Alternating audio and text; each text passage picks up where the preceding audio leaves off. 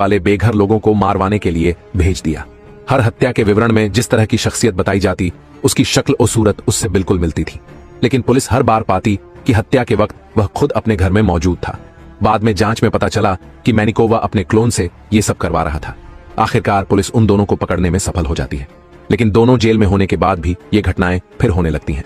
अंततः पुलिस तीसरे क्लोन को भी अरेस्ट कर लेती है। उसके बाद से ह्यूमन क्लोनिंग को आजीवन के लिए प्रतिबंधित कर दिया जाता है, लेकिन मार्शल अपनी स्पेसशिप लेकर इस ग्रह की ओर रवाना होने से पहले क्लोनिंग की अनुमति ले लेता है। उसका कारण यही था कि स्पेसशिप में वे केवल एक ही व्यक्ति का क्लोन बनाएंगे और इन क्लोनों का इस्तेमाल रिसर्च के काम में होगा। अगर गलती से कभी 2 क्लोन बन भी गए तो वे दोनों को खत्म कर देंगे, साथ ही उस व्यक्ति की पर्सनैलिटी को परमानेंटली मिटा दिया जाएगा। ठीक इसी वजह से मिक्की 17 को मारकर उसे स्पेसशिप के वेस्ट डिस्पोजल रूम की ओर ले जाता है। उस रूम में एक बड़ा फर्नेस था जहां मानव शवों और स्पेसशिप के सारे कचरे को जलाकर नष्ट किया जाता था। मिक्की 18 मिक्की 17 को एक ट्रॉली में डालकर उस गड्ढे में फेंकने ले जाता है, लेकिन उससे पहले मिक्की 17 की चेतना लौट आती है और वह उस पर हमला कर देता है।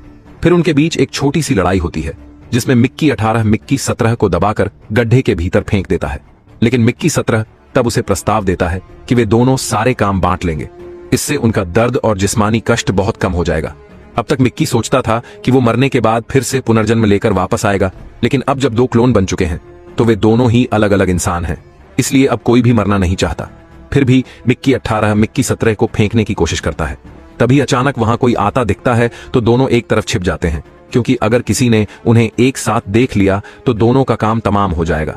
छिपकर वे देखते हैं कि उनका दोस्त टिमो फ्लेम थ्रोवर के फ्यूल के केमिकल ऑक्सिल फॉल्क एक आदमी को नशे की दवा की तरह बेच रहा है। ये देखकर मिक्की 18 बुरी तरह गुस्सा हो जाता है और कहता है, आज मेरी ये हालत उसी आदमी की वजह से है। इसी की सलाह पर मिक्की 1 ने डेरियस ब्लैंक से लोन लिया था, इसलिए मिक्की 18 उसे मारने के लिए आगे बढ़ता है, लेकिन मिक्की 17 उसे रोकने की कोशिश करता है, क्योंकि आखिरकार टिमो उसका एकमात्र दोस्त था। फिर भी मिक्की 18 दौड़कर टिमो को गड्ढे में फेंकने की कोशिश करता है। टिमो किसी तरह उस गड्ढे की दीवार पकड़कर नीचे गिरने से बच जाता है। वो समझ ही नहीं पाता कि मिक्की उसके साथ ऐसा क्यों कर रहा है। उधर मिक्की 17 टिमो को बचाने के लिए मिक्की 18 पर हमला कर देता है, लेकिन इस बार भी मिक्की 18 उसे काबू में कर लेता है और एक जलती हुई लोहे की छड़ से टिमो को मारने ही वाला होता है। तभी अचानक नासा और कुछ सिक्योरिटी एजेंट वहां पहुंच जाते हैं और वे टिमो को उस गड्ढे के किनारे से ऊपर खींच लेते हैं। अब मिक्की के डर से टिमो उन्हें कुछ नहीं बताता। तभी मौके का फायदा उठाकर मिक्की 18 मिक्की 17 के नाम पर नासा के साथ उसके रूम में चला जाता है।